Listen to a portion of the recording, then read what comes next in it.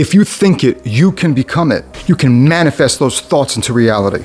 Really? What's the verse for that? Glad you asked. Let's look into the concept of verbal manifestation.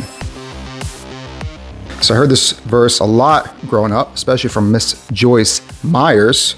It's Proverbs 23:8. As a man thinks in his heart, so will he be. Does that mean you can manifest reality? Well, let's stop and check it out, see if that's what this is really talking about. Let's go to Proverbs 23. Let's back it up, like you always should when you're reading the Bible. Back it up more to get context.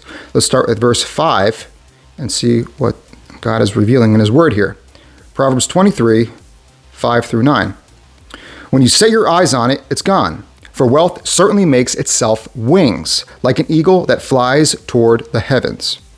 Do not eat the bread of a selfish person or desire his delicacies, for as he thinks within himself, so he is. He says to you, eat and drink, but his heart is not with you, for you will vomit up the morsel you have eaten and waste your compliments. Do not speak to be heard by a fool, for he will despise the wisdom of your words. So let's break it down. Verse 5 is saying it's not good to set your eyes on wealth. It comes and goes, so don't desire it. Interesting, because the prosperity preachers keep trying to feed you the money lines. Verse 6 is saying, don't have the desires of those selfish people. Don't desire what those people have. Now we get to verse 7, to what it really is talking about. For as he thinks, so who's that? That's not the hero of the story. That's the bad guy. So what does he think? Selfish thoughts. He's all about the desires of worldly possessions and worldly pleasures. If he says to you, eat and drink, as in him trying to be your friend, you know what's going to happen? I'll tell you what's going to happen. He's going to do you dirty because he's all about himself. See, that's what verse 8 gets to. He's not your friend. And you'll get burned by people like that. People who only desire more and love themselves. Verse 9 shows if you have any wisdom, he's going to despise you anyway.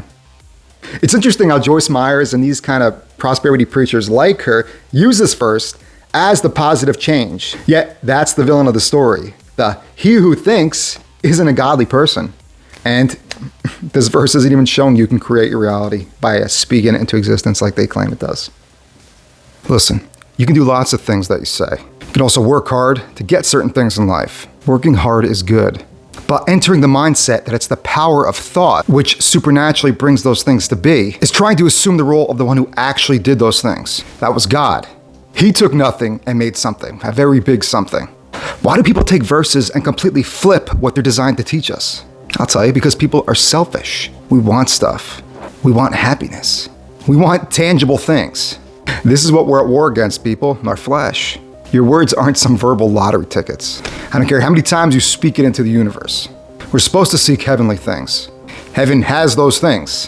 While we're here, we're supposed to love on people, preach Christ crucified, showing there's hope beyond this temporal life.